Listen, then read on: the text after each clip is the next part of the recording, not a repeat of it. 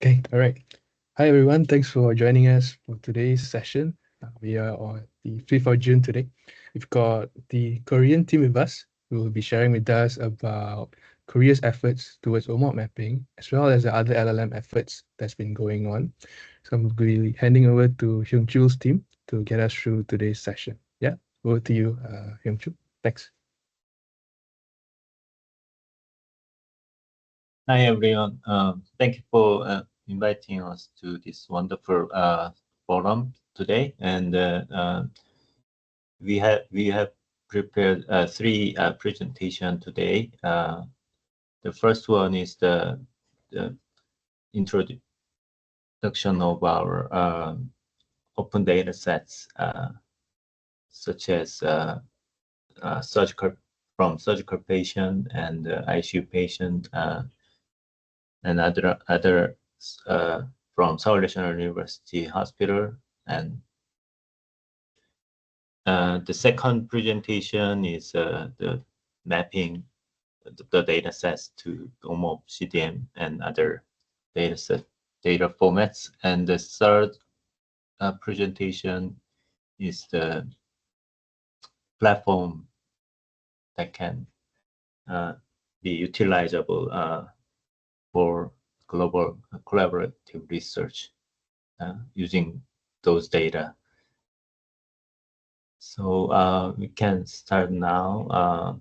I want to introduce Professor LeeRang Lim, who is the intensivist in Seoul National University Hospital. She will present open data sets from our hospital. Please.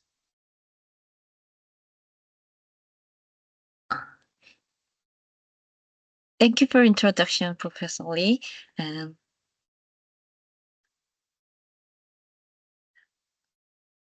LeeRang Lim from Seoul National University Hospital. Today,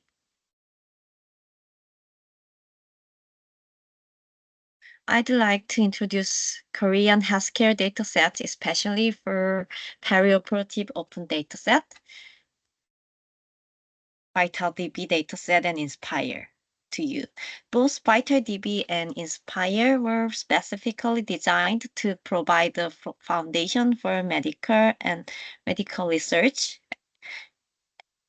aimed at improving perioperative outcomes. By making large-scale perioperative data publicly available, these datasets enable researchers worldwide to develop and validate algorithms that can enhance patient outcome and surgical outcomes. In developing both datasets, we carefully balanced comprehensive data sharing with robust privacy protection and re-identification risk minimization.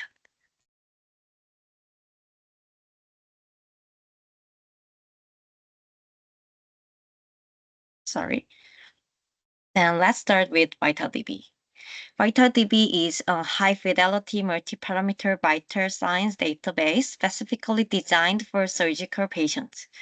VitalDB is the first publicly available dataset among perioperative datasets, characterized by its inclusion of high-resolution biosignals. VitalDB contains data from over 6,000 surgical cases. Patients who underwent surgery under anesthesia, other than local anesthesia, at Seoul National University Hospital adult operation rooms between August 2016 and June 2017 were included. Regarding surgery types, non-cardiac surgery such as general, thoracic, urologic, and gynecological surgery were included. We used our pre-developed software called Vital Recorder program, a free software that is specialized to record and analyze biosignal waveforms and vital signs from patient monitor and multiple medical devices such as anesthetic machine, mechanical ventilators. All cases were recorded using Vital Recorder program. Vital Recorder software can be accessed through the website. Here. With Vital Recorder, we can analyze diverse biosignals. Here's our schema of data collection. We connected laptop computer running Vital Recorders to multiple patient monitoring devices using serial cable. This setup allowed us to record data from all different machine monitoring one patient at the same time, keeping everything perfectly synchronized. We installed this recording system in 10 out of 31 operating rooms and ran them 24 hours a day for over a year. The system automatically created separated files for each patient, so we didn't miss any cases and kept all data organized. With case file with the form of vital file, case metadata such as demographic, surgical, and anesthetic-related variables were also extracted from the electronic health record system of Seoul National University Hospital. We also extracted several laboratory data measured during perioperative period. For pseudonymization, all direct patient identifying information were removed. Patient identifiers were substituted with randomly assigned case ID and subject ID. To minimize the risk of re-identification using time-related variable, we have converted all absolute time to relative time.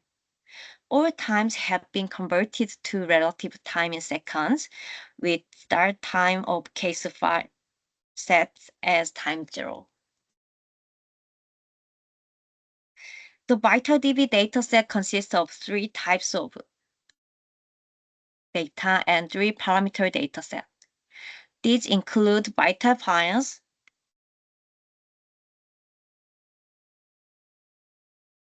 containing intraoperative vital sign data, and clinical data containing perioperative clinical metadata, and lab data containing lab results measured 90 days before and after surgery.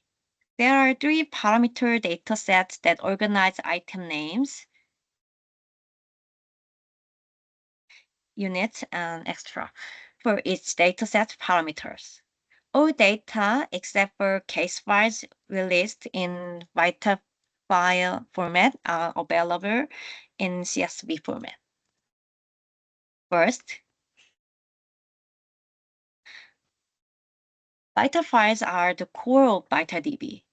They contain very detailed information up to 12 types of waveform data with sampling frequency of 62.5 to 600 Hz and up to 184 types of numeric data that were measured every 1 to 7 seconds. VitalDB includes almost 900,000 tracks, 9 million tracks, with the range of 16 to 129 for each case. Data is not preprocessed as we regarded that the real-world noise in the vital signs data is very essential to the development of practical monitoring algorithm. Here's the list of medical devices, parameters, and data types, and that were included in vital files. In addition to patient monitors that include vital signs, the dataset also includes anesthesia machine, mechanical ventilation data, and processed EEG, nurse, hemodynamic variables such as cardiac output and stroke volume, and drug infusion data. To help interpret biosignal data, patient-related perioperative data is also presented as clinical data. It includes 74 different types of information about each patient, with ID, demographic data, outcomes such as in-hospital mortality, and surgery and anesthesia-related data. Regarding the time value, case start is always set to time 0, marking the start time of each case file.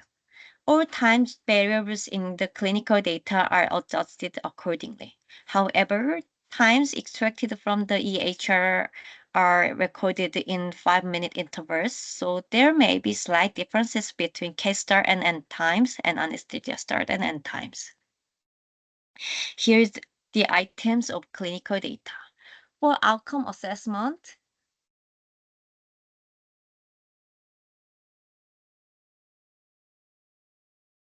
length of ICU stay in hospital death and duration of hospital stay are suggested. And several comorbidity information such as hypertension, diabetes, arrhythmia, results of pulmonary function test are also presented. Lab data includes blood test results from 3 months before surgery to 3 months after surgery. We have 34 different types of blood tests with nearly 1 million individual results. As the case start time were considered time 0, there will be negative times values for preoperative tests. VitalDB is freely accessible via VitalDB website and VisioNet. On the VitalDB website, you can access the dataset through the Open Dataset menu at the top right. Additionally, the VitalDB website provides various information about both VitalDB and Vital Recorder. By entering the Open Dataset tab, you can view an overview of the VitalDB dataset and check the Vital files on the website through the Data Viewer. Additionally, you can download the dataset via Web API, allowing you to directly access and analyze the dataset in a Python environment. The VitalDB Python library also makes it easier to handle the Vital file format and VitalDB data in Python.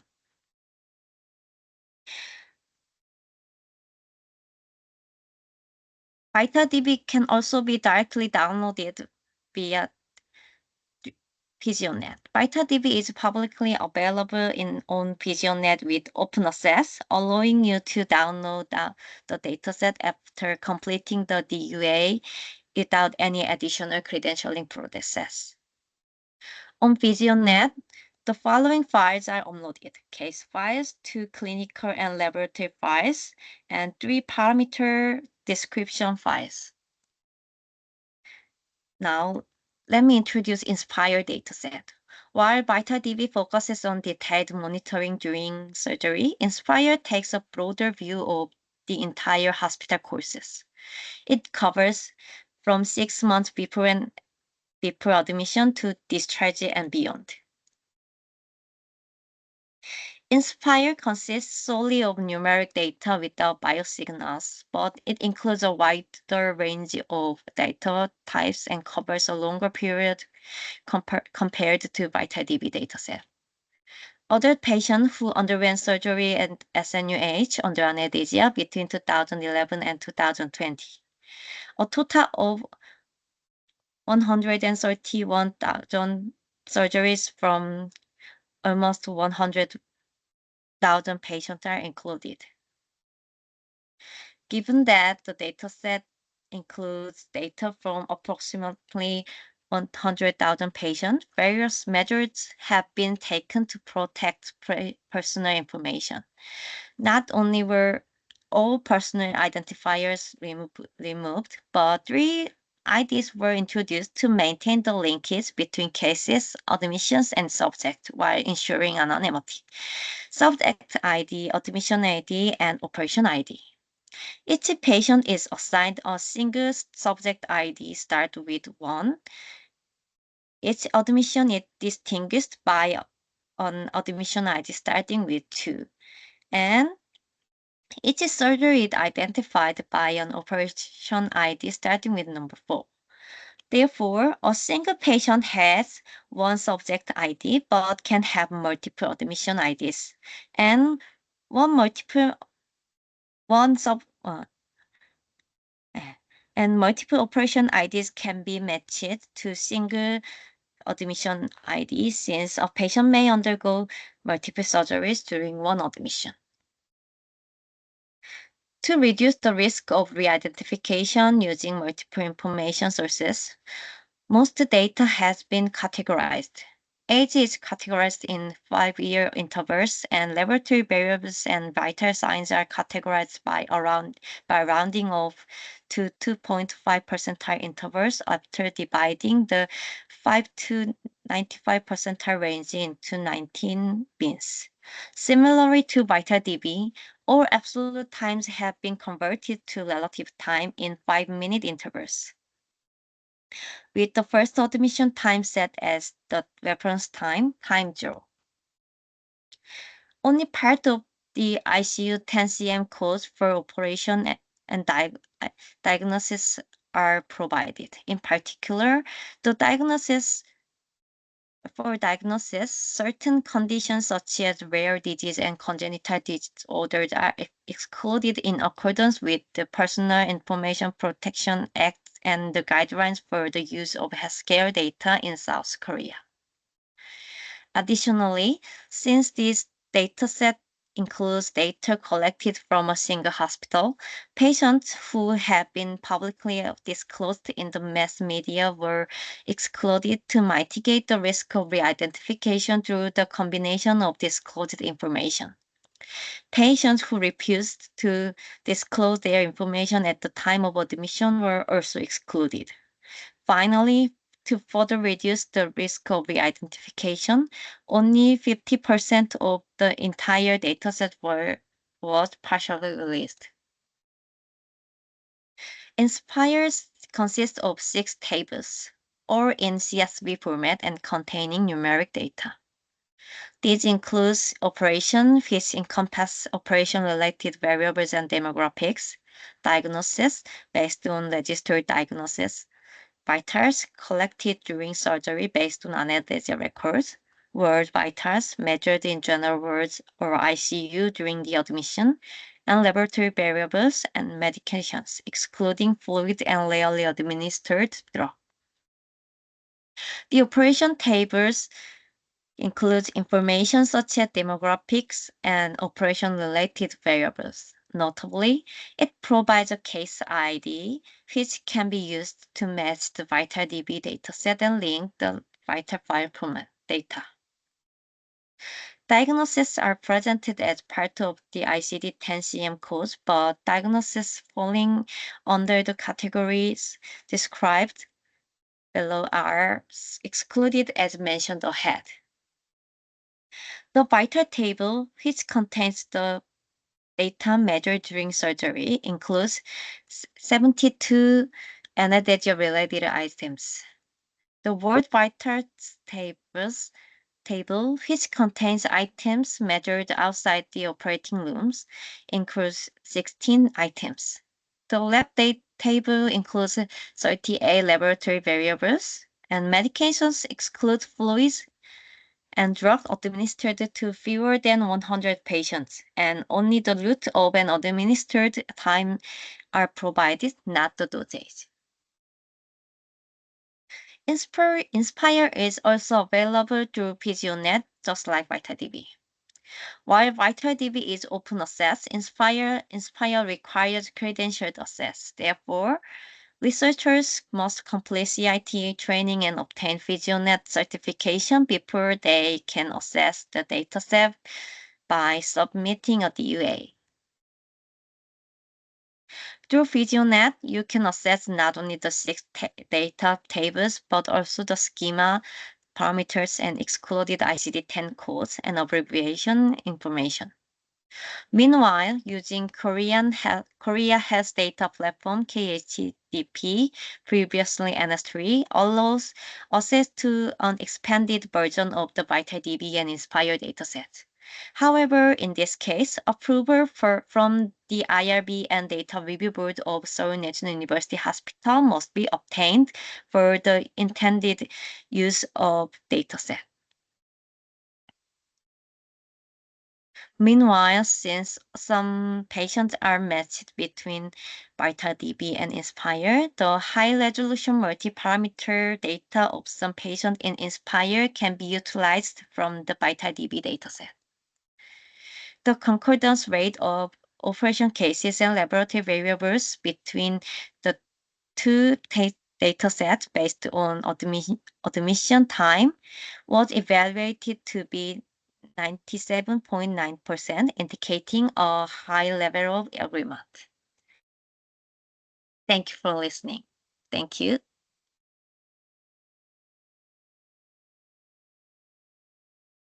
Thank you, LeeRang. Any questions or comments on these data sets or other things? Hi, I have one question. Hi, I'm Song from IQVIA. One question on the data period, right? So for VitalDB, it was 2016 to 2017. So it's just a 1-year period database. Are you maintaining this? As in, are you refreshing this, or is it just a static database in this period? It's a static database? Okay. Yes. Any reasons why you're not bringing in new data or expanding the data? Thank you for the question. And the VitalDB dataset was the first publicly available dataset for perioperative dataset. And as we utilized our pre-developed software, Vital Recorder, this is the first initial period of the Vital Recorder system. So we tried to collect the dataset using Vital Recorder with trial and error, and this is the first dataset, and we are continuously collecting the datasets, but as with the protection law of Korean has patient information, we also released extended version of VitalDB on NS3 platform, and this will be discussed by Hyung-Chul's presentation.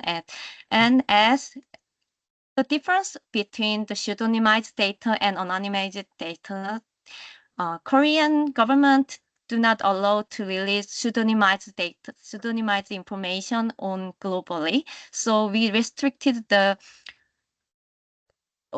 extended version of data with credentialed access by regulating the use of data by IRB and ERB. Thank you. Thanks for the explanation. So in summary, there's lots of regulations that are associated with the database and expanding the data set for public use. That's why you just have this 1-year period that is publicly available. For the expanded data set, there's a different process which will be discussed later. Correct. Okay, perfect. Thank you. Good to know. Currently we have 200,000 and more vital files from the operating room and ICU. So it is available on the Korea Health Data Platform. I will cover the introduction to the platform, but it requires IRB and DRB approval for accessing the dataset. Okay, thank you. Thank you. Any other? Yeah. Hi, I'm Jiwon from Hyeonsik University, and thank you for your presentation. About regarding the VD recorder, some of the multiple patient recording machine in the hospital may not built in the USB hubs. So how were such machines utilized and managed in practice? Because I heard from some other that developing a system to extract data from the hemodialysis machine in the nephrology department, they can be challenging due to the limitation of the machine themselves.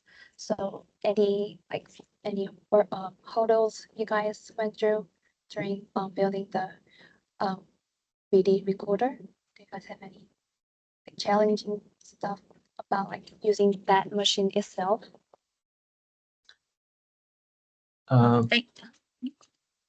Thank you Go- for your Go ahead. question. Briefly, Vital Recorder is the hub and recorder of various medical devices, but we have to know the protocol of each medical devices. So if the protocol of each medical devices were not released, we cannot connect the devices to Vital Recorder or correct information from the devices. We need the protocol of each medical devices. So you can't use any machines without the protocol, right? Like, Oh, as I know, the most famous vendors for the hemodynamic HD PRRT machine is PD. I don't remember exactly it is their protocol is already available, but but the machines require the specialized export module for serial communication. So you have to buy the communication module to extract and the other option is to buy their own solutions. That's our option for collecting the data from the HD center at our hospital. We have the platform from the vendors of the HD machines. It collects their own data, and the clinicians can merge the data to the vital signs from the patient monitor collected by the vital recorder. So two different source data sets can be merged, but the time synchronization is important in that case. Thank you. It sounds like a huge job. Great work, guys. Thank you. Any other questions, or we can move on to the next presentation? Hyeonsik, can you share your screen and? I think there's one question from yeah. Phúc. Okay. Yeah, go ahead. Yeah. Hi, I'm Phúc from Vietnam. I have a question about the de-identification processing. From my experience, the concept you mapping the vital sign, the waveform database from the medical device to the public database is pretty relevant to the MIMIC dataset structure. But like they also set up kind of the identification procedure, and they release the package to map from the patient ID to the database IDs. So do you have any solution for that? Like, because like we know that like the identification process is very critical for the RLP and also for the release the public data. Thank you. LeeRang, I think you are the expert for the anonymization process in South Korea. Can you answer this? To reduce the risk, in fact, the anonymized re-identification risk is always changing as the technique is revolutioning. So we tried to minimize the re-identification risk with the solution currently available. So we categorized every vital signs and laboratory variables. So with the risk of serially measured vital signs or laboratory data, we considered that there will be the risk of re-identification with the serially measured numeric data. So we categorized all numeric data with 90 billions. So 19 billions. This result in several critical limitations of the INSPIRE dataset, that extremely low or extremely high values were categorized into the 2.5 percentile and 97.5 percentile. So at the extreme values, the prediction ability of each prediction models developed using INSPIRE showed lower performance in case of extremely low or high cases. So this is the limitation, but we overrated the risk of re-identification. So we categorized every measured data using measured data and AG.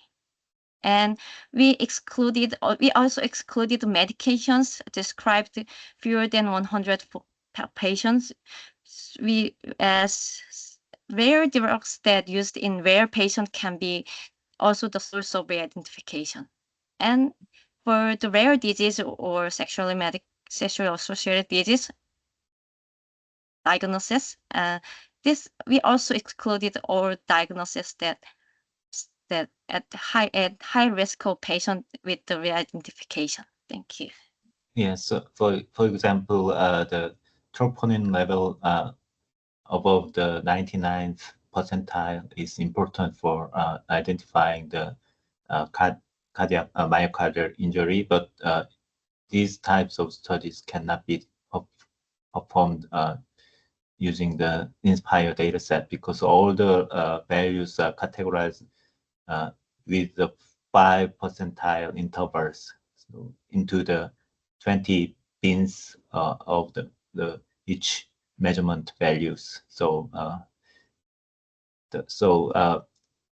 because of the regulatory issue, some limitations exist for the Korean sourced open data sets. It will be also covered by my presentation, so we can move on if you have any other question.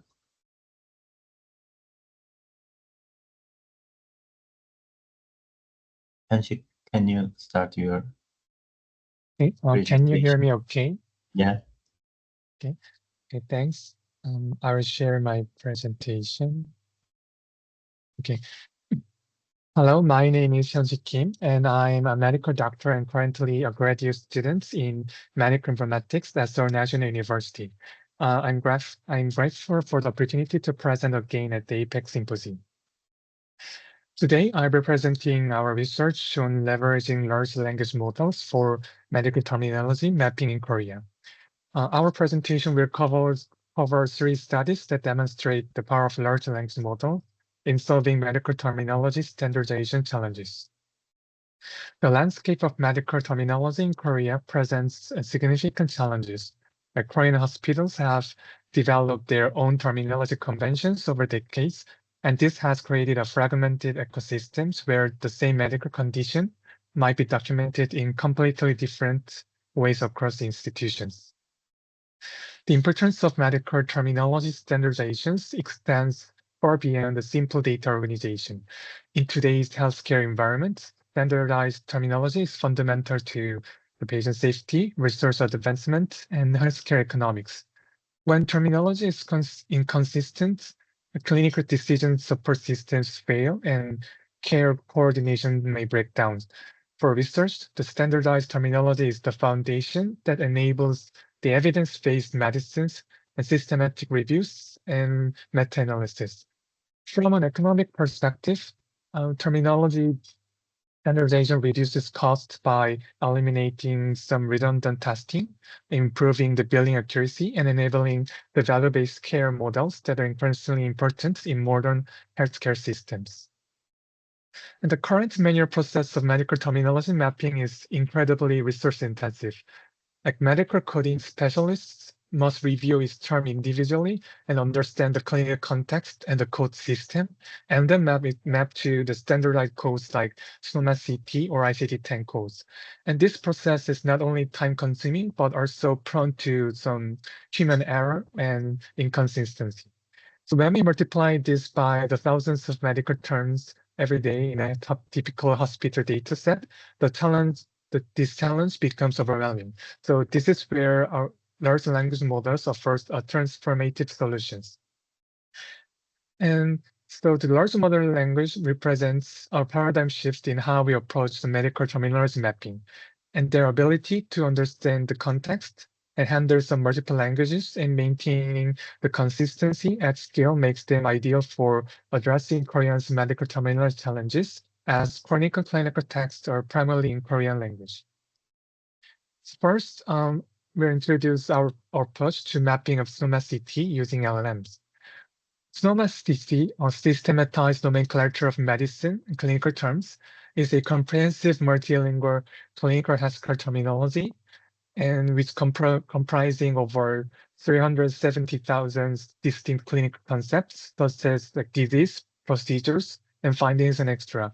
And they are arranged in hierarchies, like linked by their definitional relationship. And its core model consists of the concepts, which is a unique numeric identifiers for its clinical events, and descriptions, which is the human readable terms and relationships, which is a logical links among the concepts. And this slide summarizes a recent study that systematically analyzed the 37 papers from the past few years that explore how large language models are being integrated with SNUH for various clinical NLP tasks. And these integration strategies were grouped into three main categories. The first, the majority fed SNUH knowledge into LLMs by appending the concept definitions or description to training data. And the second, the fusion models, which combine SNUH embeddings with the LLM's internal representations, for example, like using the graph-based techniques. And third, 13% use SNUH as an external knowledge-based database during the inference. In this approach, the LLM first retrieves the candidate of SNUH concepts, like via semantic search, and then selects or generates the best matches, which is a strategy known as a retriever augmented generations. In our study, we choose to adapt this third one, the retriever augmented inference strategy.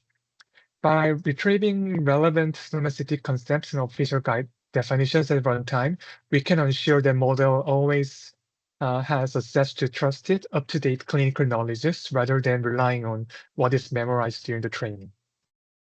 This is the overall architecture of our model. It consists of multi-chain agents, which integrates multiple chains and tools, including a web search engine. And let me explain the steps in detail. The first task is translating the input text into English. And this translated text is then processed to ensure clarity and conciseness and avoiding any abbreviations. And the output from the interpretation chain is fed into the matching chain to retrieve the corresponding SNUH IDs. And the validator checks whether the retrieved SNUH IDs are valid and align correctly with the input context. Finally, the priority decision chain reorganizes the multiple concept IDs retrieved by the previous chain and ranking them in order of relevance. And a weighted score is then calculated by comparing ranked concept IDs against the ground truth labels and providing an objective measure of accuracy in this SNUH mapping task. In the next section, we will show how we leverage the LLM's reasoning capability to reduce the manual effort, improve consistency, and adhere strictly to official coding guidelines for ICD-10 PCS mapping. An ICD-10 PCS, a procedure coding system, is US-specific procedure coding systems for inpatient settings. ICD-10 PCS codes are composed of 7 alphanumeric characters, where each character represents a specific axis of classifications in hierarchical structure. The first structure or session identifies the general types of procedure being performed. And such as like section 0, meaning the medical and surgical. And the second character is the body systems, indicating the anatomical reasons, followed by the third characters, which is the root operations, the main objective of the procedure. And the remaining characters specify the body parts, approach, device, and qualifier respectively. To map procedures to ICD-10 pieces codes, it's essential to reference the official coding guidelines, code tables, and index. We parse all of these resources to structure them as input for LLM-based prompts.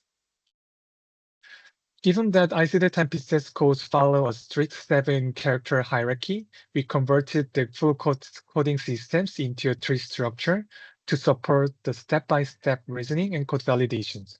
And 7 characters in ICD-10 pieces codes are not selected all at once. The ICD-10 pieces system is designed to be hierarchical, and its code table is constructed by navigating through the code tables based on the first 3 characters. For example, once you determine these 3 characters based on the procedure descriptions and official definition guidelines, you can enter the corresponding code tables that list all valid combinations for character 4 to 7, like in this picture. And in our system, we automate this logic using the structured trees and guideline-based prompts to make sure that every character is mapped sequentially with full justifications. Before we start mapping ICD-10 pieces codes, there's a crucial guidelines to check. According to the official guidelines, especially guideline B3.2 and 3.4, we instruct to assign separate codes for each distinct procedures when like multiple procedures are performed at different sites or for different purposes. And when the biopsy is followed by more definite treatment, this biopsy should be mapped separately. And this diagram shows the overall architecture of our ICD-10 pieces mapping systems. So let me walk you through this module. The first, we process the raw procedure text by expanding any abbreviations and cleaning up like formatting issues such as special characters or extra spaces. Next, we pass the clean text into our decompose module. And this module uses a prompt to determine whether the procedure should be split into multiple sub-procedures, as I introduced before about the related guidelines. And for example, for the case like breast conserving surgery with auxiliary lymph node biopsy, the LLM identifies 2 distinct sub-procedures into like breast conserving surgery and the auxiliary lymph node biopsy. Next, we extract the keywords from the text and retrieve the relevant index terms, which is in the guidelines. We also prepare all applicable coding guidelines for each code character positions. Using this information, we map the ICD-10 pieces code sequentially. So for instance, we first select a section and then provide LLMs with a list of possible candidates body system codes to choose from with other guidelines, and continue this process for all 7 characters, and this is all performed for each sub-procedure. Finally, the validation model checks whether the generated code is consistent with the original text and adheres to the official guidelines. In this way, our LLM-based system mimics the reasoning of a human coder, automating this ICD-10 pieces coding in a structured and interpretable manner. Of course, there are some limitations of our LLM-based ICD-10 pieces coding systems. First and foremost, the interpretations of explicit text procedure depends entirely on the LLM's understanding.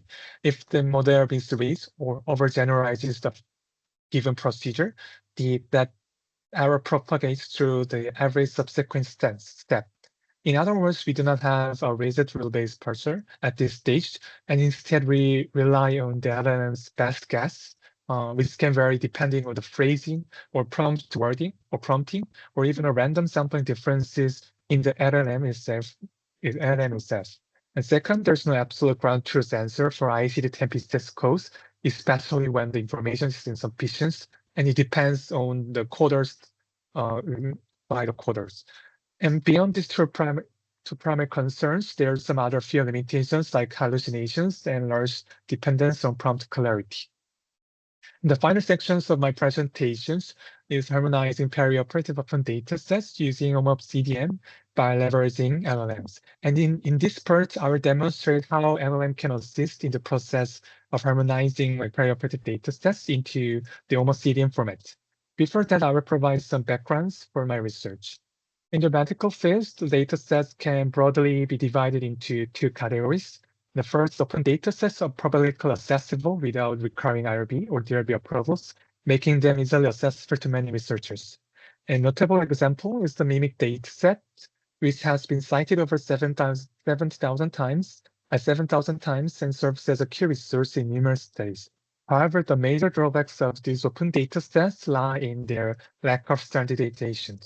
And their structure formats and medical terminologies vary significantly, forcing researchers to spend substantial time on data transformation before they can even begin their analysis. Thus, the standardizing the formats of open dataset is essential. In federated networks, the OMOP-CDM has been widely adopted as a global standard, especially for EMR structured datasets. And recognizing this, we initiated a study to harmonize publicly available perioperative datasets by leveraging the OMOP-CDM framework. And in the medical field,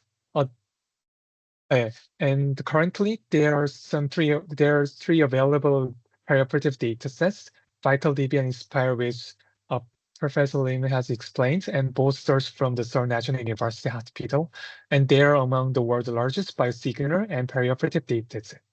And the MOVA dataset sourced from the University of California, Irvine Medical Center in US, and this provides also diverse information spanning the perioperative period. The MOVA datasets are divided into two parts with different collection periods, EMR systems, and the structures and terminologies used.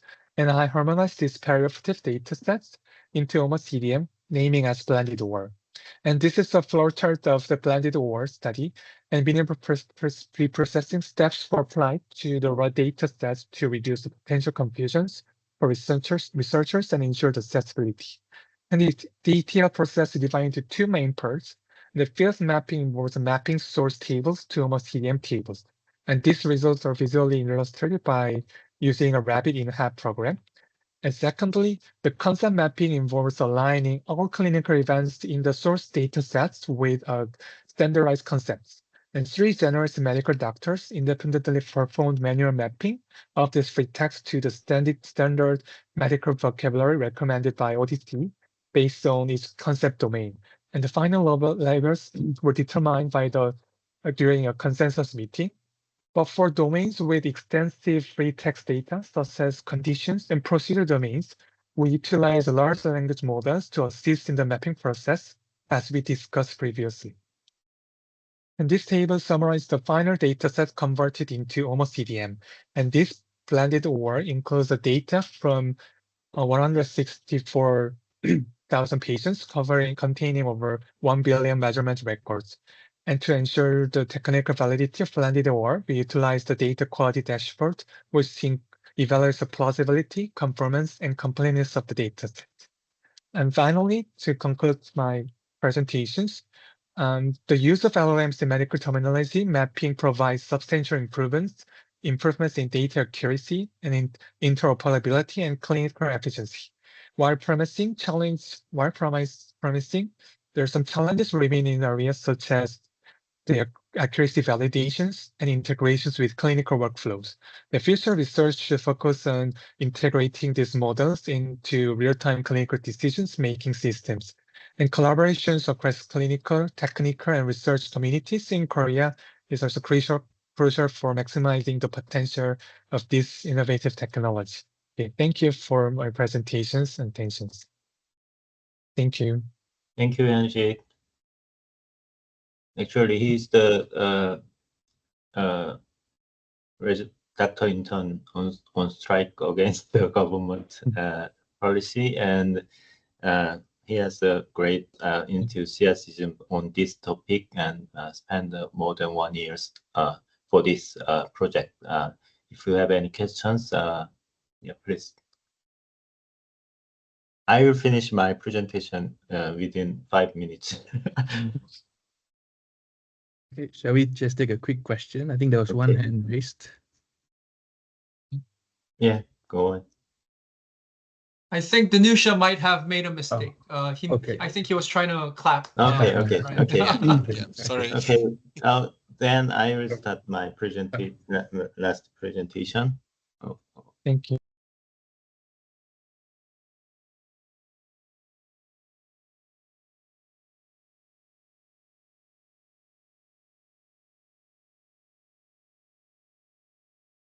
Can you see my screen? Yes. Yes. Okay. I cannot. I'm not able to speak faster than Hyun-Sik, but I will try. My presentation is about Korea health data platform for global collaborative research. I'm Hyung-Chul Lee, the Deputy Head of Healthcare AI Research Institute, Seoul National University Hospital. Our hospital was recently designated as the National Strategy Technology Research Institute for health data utilization. It's a very big issue in South Korea. We are getting older, so the main role of one of the main role of the National Strategic Technology Research Institute is conducting the research and development, but also the international collaborations.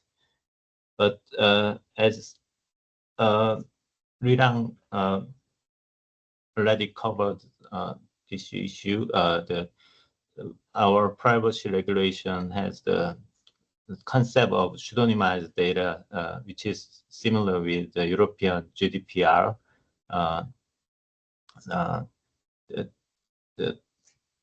The data is cannot the pseudonymized data is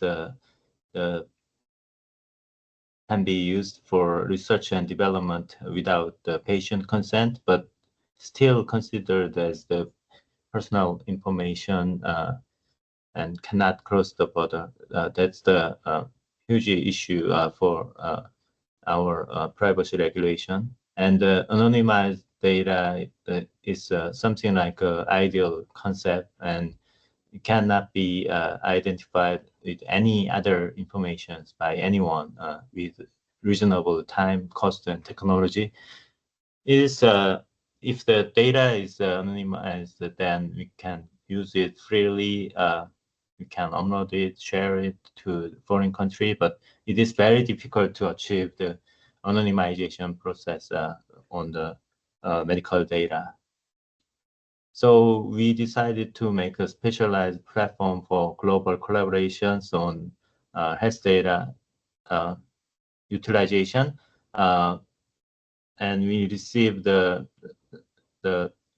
specialized regulatory sandbox approval from the government for international collaborative research using the pseudonymized health data.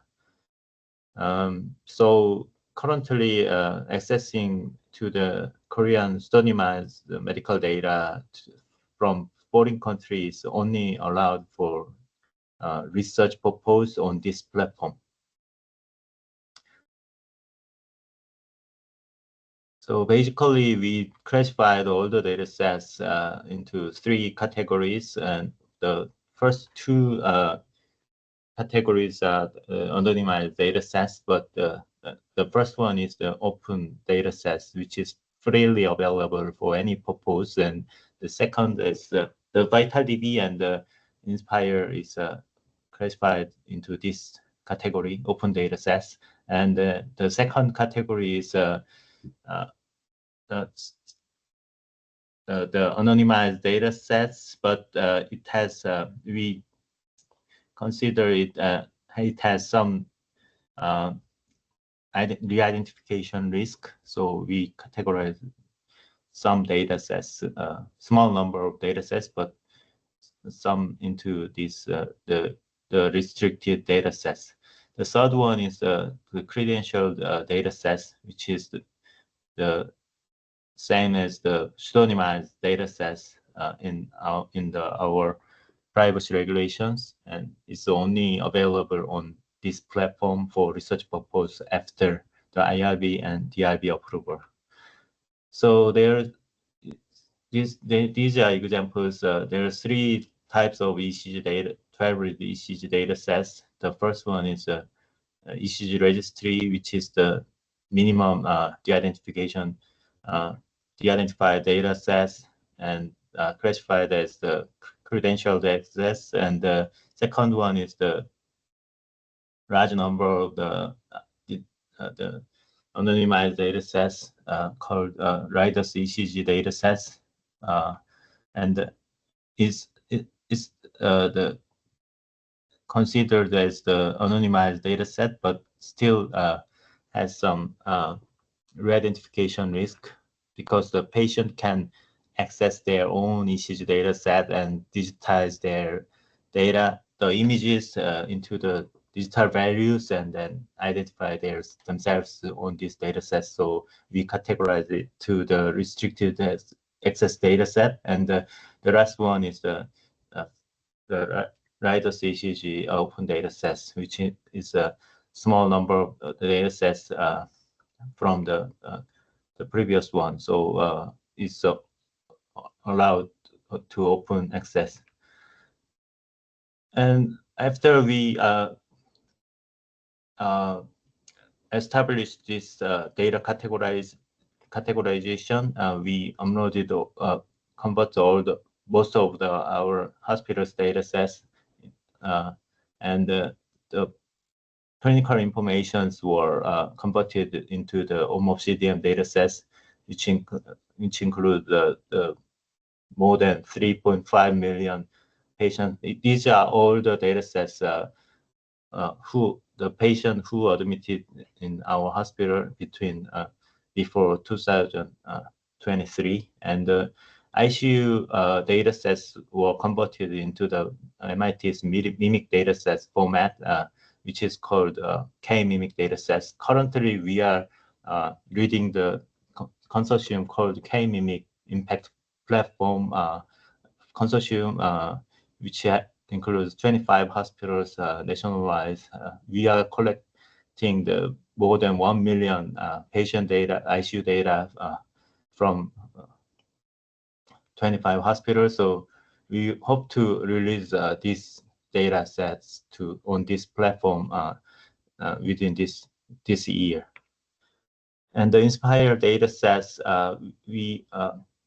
surgical data sets converted into the same as the Inspire data sets, which is called SNUH Surgical Registry, which include the 260,000 cases. And as the Professor Lim presented, the Inspire open data set has small part of subset of this surgical registry. And 80%, more than 80% of all the information in the EMR system is in the free text format. So we decided to de-identify the text data into the SNUH note data set. It has more than 38 million documents, but only from the data for 1 year to 2023. And CXR data are converted, de-identified, and released on this platform too. And VitalDB, the extended version of the VitalDB is also available on this platform. And as I mentioned, SNUH ECG registry, which include all the ECG data sets, 12 ECG data sets in XML format, is also available. Research process require the IRB and DRB approval for the pseudonymized data sets, but if you need only the anonymized data sets, it doesn't require the IRB, DRB approval, and you can start with your project on this platform right now. And these are examples of our study using the VitalDB and the SCOPE dataset recently released ICU PPG and ECG datasets and cardiac outcomes, and K-mimic datasets and SNUH note. And I to suggest collaborative research such as using the OMOP-CDM datasets and SNUH note. We can collaborate with on the many retrospective clinical studies and AI validations or fine-tuning of the AI models, and tools for international collaborative research is also available, such as you may need Korean drug search or Korean English translator or terminology mapper for the Korean medications or diagnosis. Open source LLM chatbots are also available, and vibe coding feature is available on the Jupyter Notebook on this platform. We continue the data science to validate our data sets on these platforms. We have 3 data science on this year. The next one is SCCM datathon in Chicago, USA, and the last one is the Seoul datathons this October. Registration is also available on khdp.net, Korean Health Data platform, and you can log in with register with the PhysioNet ID or OKID ID. The number of users and connections are increasing, and I hope we can start with any global collaborations on KHDP platforms. Thank you. Thanks there. I think we are 4 minutes past 12, but great presentation. Just had a quick question before we take on some more questions. For the CDM converted versions of Inspire as well as VitalDB, will they be made open access, or the roadmap will be to go via the KHDP platform? The open data set is we can release only the anonymized data set, which display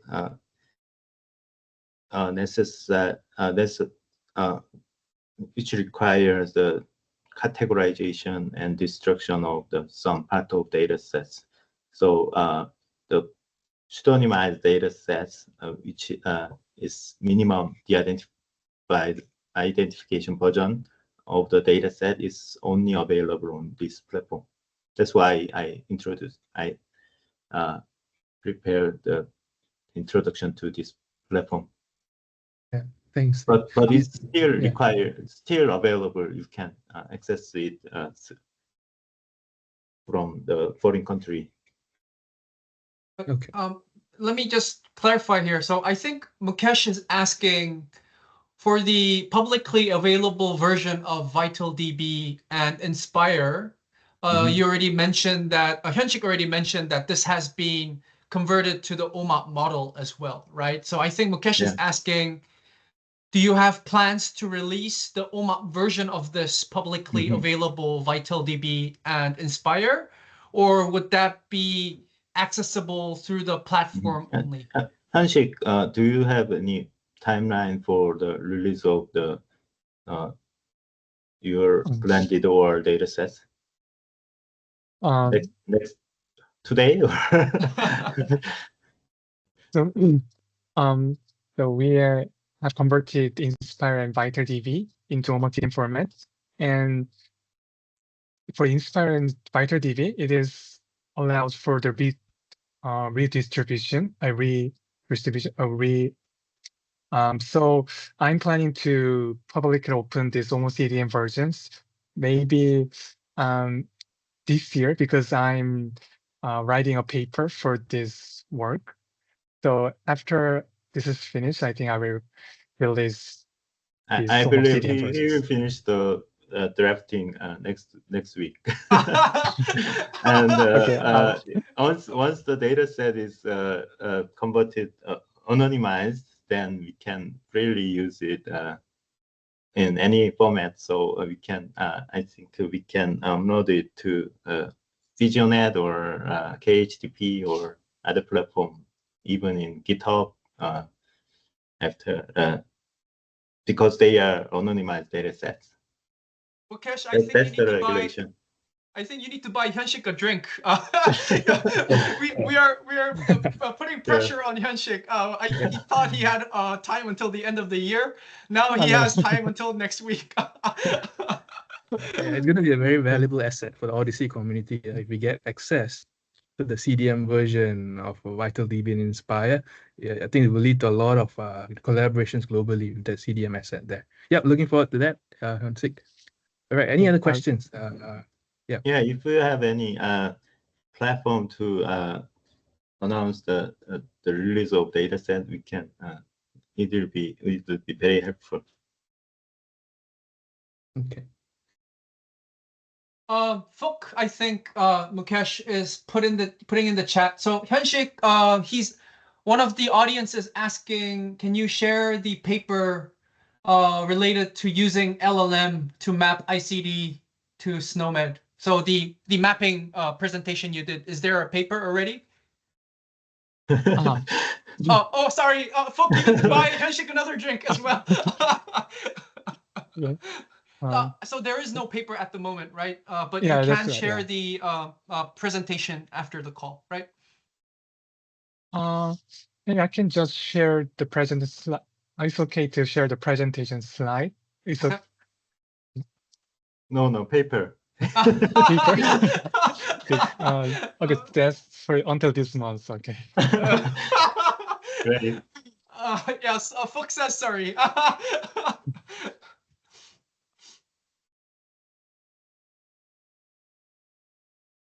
Okay. Any other questions? I know we've all ran a bit, but yeah, I think there's a lot of potential collaborations we can build from what we saw today. Yeah. Thank you for the invitation. And nice. It was very nice discussion on this Thank you. topic. Thanks. Thank you so much. Thanks. Yeah, Thanks, you. everyone. Thank you, everybody. Thank Thank you. you for Thank the you. great presentations. Bye-bye. Have Thank a you. great Bye. holiday. Bye. Bye. Bye.